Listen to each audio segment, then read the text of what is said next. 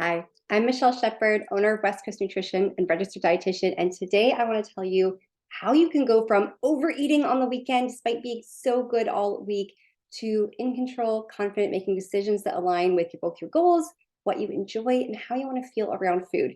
And it's actually only going to be two simple changes. So let's walk through where this client was and then what we did to get her to a place that felt a heck of a lot better and definitely is going to get her to her goals much more quickly. Now, first and foremost, I think it's really important that one, it is okay to have treats. That's not the point of this video, and we'll actually get to how you include them.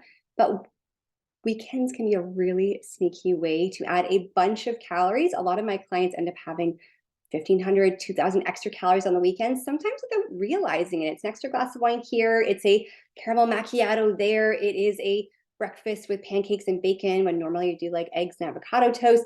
It is sneaky things that add up on top of the usual extra treats and social food that we have. So let's dig into what happened and what you can do to also get a little bit more consistent so you can see the results that you want, whether that's fat loss, fitting in jeans, or getting your gut really healthy again. Now, let's start with where this client started, because that is so important. She was eating really good, super clean during the week, and she was saving all of her treats for the weekend because she knew there was always a lot going on, and she knew she often ended up overeating. And so she was kind of trying to compensate, which is a very traditional advice and approach. So not surprising there. The problem is, as soon as Friday hit, it was like the F it button just went down. So she was overeating. So if hubby asked her what she wanted to order, instead of grabbing chopped leaf because she's going out for dinner tomorrow, she would get pizza or Chinese or something. Then she would skip breakfast because she was up late and like running around, be like, it's fine. Like, I'll catch up later. Grab like a coffee and a cheese drink. She was trying to be on track while she was out and about, and have it happen all over again, as soon as the afternoon hit. So she would order appies and dessert when they went out for that planned treat for dinner, as well as the pasta, have extra wine, and maybe have charcuterie and like eat till she's stuffed on it when they stayed home instead of just eating what felt good and stopping. It also meant that she often like grabbed a bag of chips or something snacky that she didn't actually love just because it was out or her hubby was going to have it when they settled in for Netflix. And the problem is this felt awful. So not only was she not seeing progress, we were measuring some measurements. So I typically do natural waist, smallest waist, and belly button, waist, and hips. And we were doing fitted this dress that she really wanted to wear. She has a big keynote presentation in June. She wanted to feel really good in it. And she wasn't seeing consistent progress, which was frustrating. Plus, her body felt awful. She felt kind of bloated and tired and lethargic by Sunday afternoon. She was missing this amazing Sunday yoga class she loved because she felt so gross in the morning. All of that was really frustrating. And I think we've all been there, right? Where you're kind of in your own way, but you're not totally sure what's going wrong.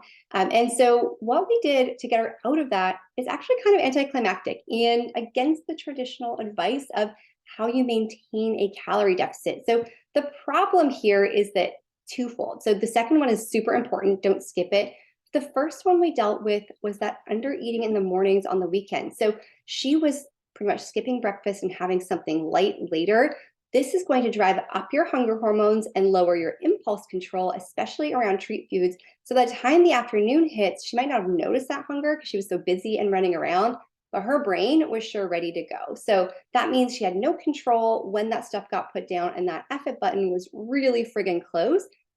And she was doing things that didn't feel good. So all we did was add another little mini breakfast prep on Thursday night. So she was already doing simple and low effort things. So something like overnight oats with the protein powder, or little Greek yogurt jars with, berries and a little bit of seeds and granola on them that she kind of add the morning of. And so we made a few extra of those on a Thursday night when she was usually home anyways, so that she could either, if she had a lazy morning, which was rare, but once in a while, enjoy it and like have a coffee and relax with no effort, or she could grab and go, take it in the car with her and eat it while she's out if needed.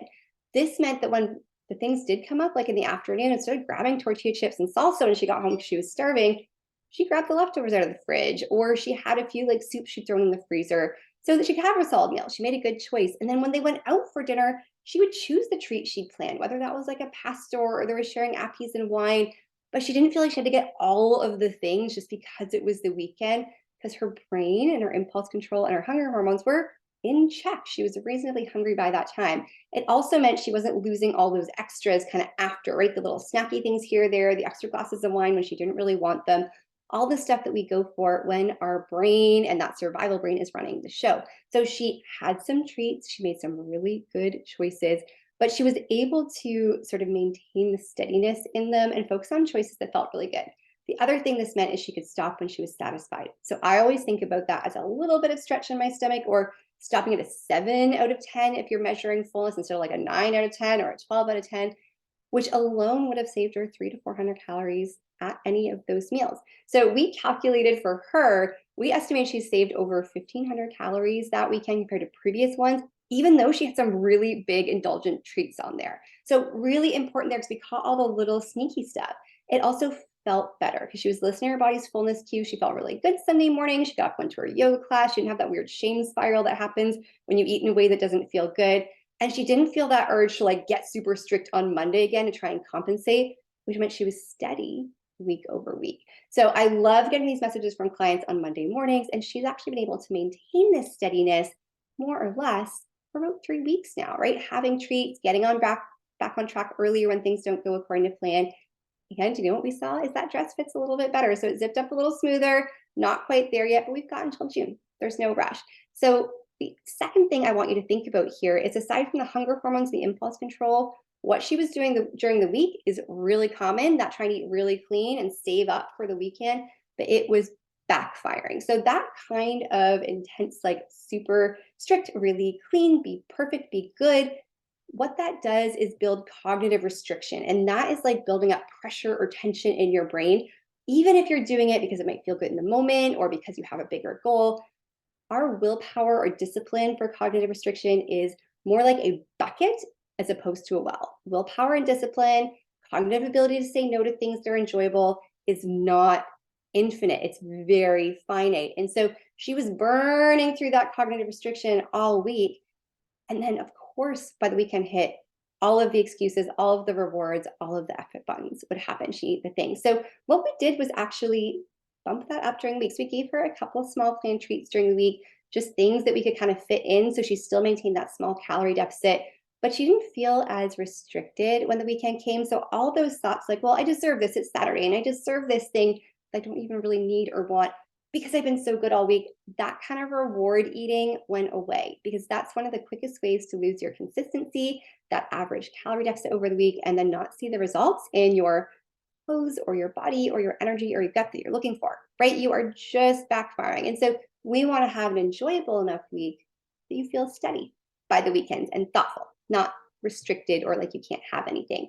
So that was super helpful for her. And she also knows that played out into being able to stop earlier with food as well. So she could listen to her body. The FOMO went away because she knew that she was having things regularly and she was enjoying the weekday foods a little bit more. It wasn't so hard to stay on track.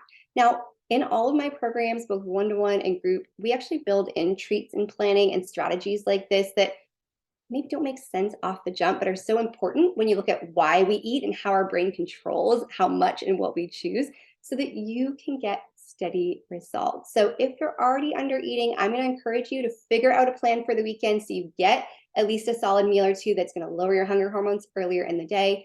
And if you know that guidance and accountability and a healthier approach to steadiness and fat loss or gut health would help you feel great in those jeans and comfy on the beach, on spring break, and confident around food on the weekends, let me know. I would love to support you. So let me know, hit reply if you need any help. I would also love to hear, what kind of questions do you have? What is challenging for you right now? It is so helpful for me to know those things so I can really tailor these things to what you need.